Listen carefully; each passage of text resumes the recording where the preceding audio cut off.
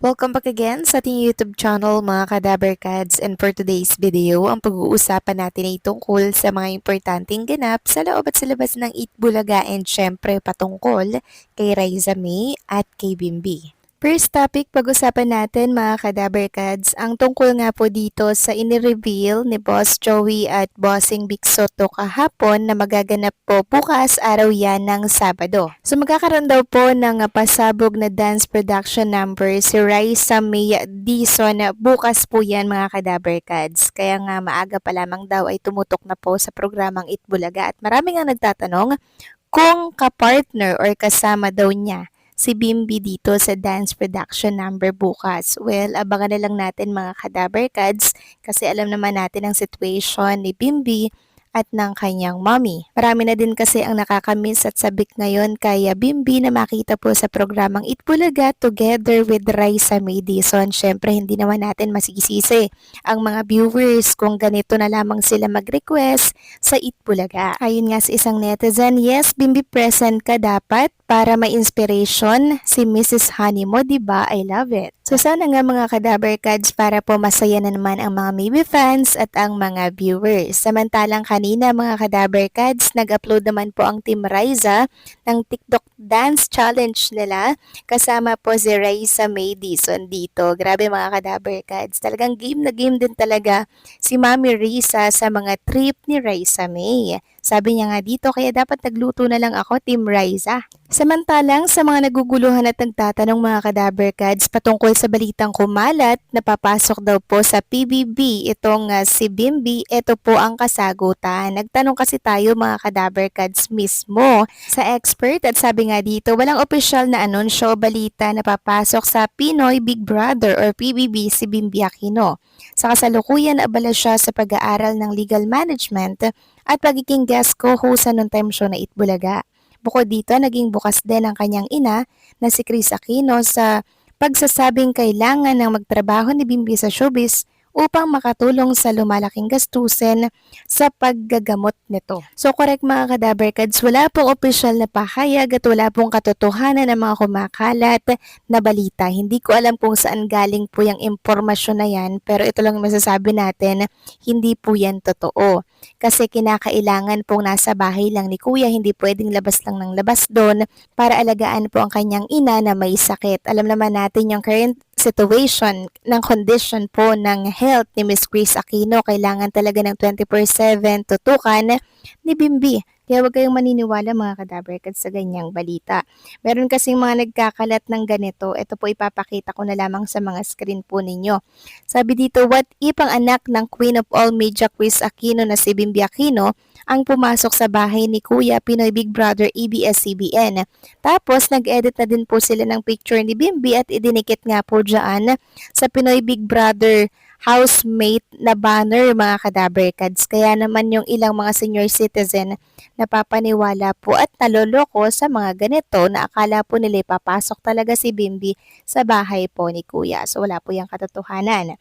Samantalang next topic naman, talakayin naman natin ang tungkol dito sa nabasa po natin, may kaugnayan kay Raisa May Dizon. Sabi nga dito, bakit biglang sumikat daw si Raisa May sa Eat Bulaga? Bata pa man po si Raisa May mga Kadaberkads, sikat at pinag-uusapan na po siya. Hindi lang ngayon niyang sumikat dahil po kay Bimbi. Patagal na po yung may pangalan at patagal na po yung sikat. Ayan kasi dito, bakit parang biglang sumikat daw ulit si Raisa May? Sa mga nakarang buwan, mas naging sentro siya ng usapan dahil sa mga bagong viral moments sa Eat Bulaga, lalo na nang muling magkasama sina Raisa at Bimbi Aquino. Ang kanilang reunion ay mabilis na nakakuha ng atensyon dahil sa natural nilang chemistry at nostalgia mula sa may Little Bossings. Pero hindi lang reunion ang dahilan. Mas confident na ngayon si Raisa bilang host habang dala pa rin niya ang personality na minahal ng audience mula pa noong manalo siya sa Little Miss Philippines. Nang lumabas din si Chris Aquino sa Eat Bulaga at nagbigay ng mensahe kay Raisa, lalo pang naging usap-usapan ang kanyang pangalan.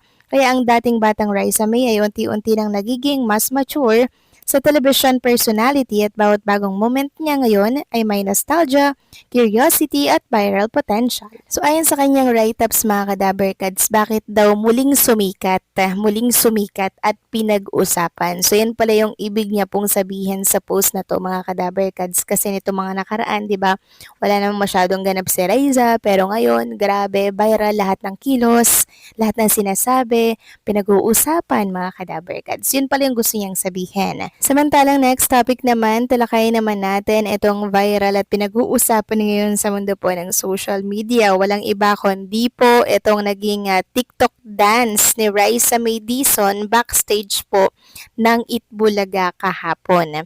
Meron kasi mga nagsasabi mga kadaberkads na ito po yung suot ni Bimbi na jacket nung time po na nagpunta si Jack at si Bimbi sa salon para po magpa-haircut, magpa-massage, ganyan. Ito daw po kasi yung suot ni Bimbi mga kadaberkads nang sila po ay lumabas ni Jack Salvador. Posible daw pong dumaan si Bimbi sa Eat Bulaga kahapon. Well, pwede namang mangyari talaga yun mga kadaberkads kasi hindi naman talaga natin nakikita yung mga nangyayari off-cam, 'di ba? Sila lamang po ang nakakaalam niyan.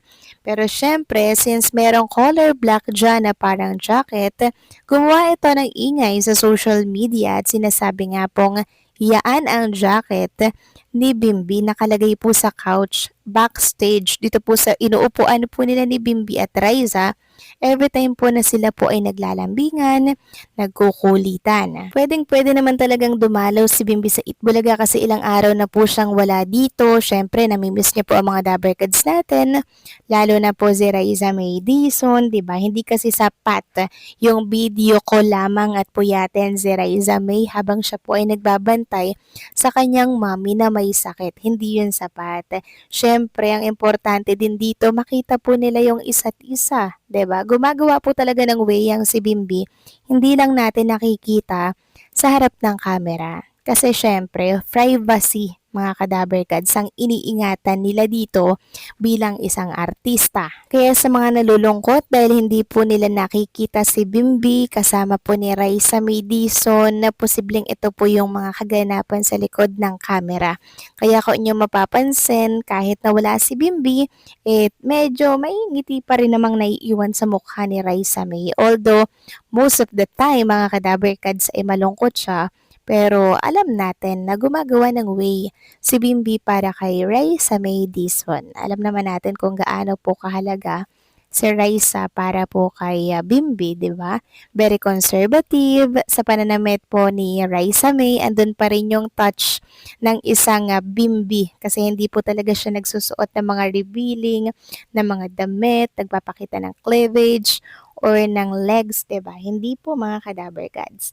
Dahil iniingatan at hawak-hawak pa rin talaga ni Raiza May yung mga payo or mga advice ni Bimbi sa kanya para po sa kanyang ikakabuti syempre. So kayo ba mga kadaberkads, anong masasabi ninyo dito? Please comment down below.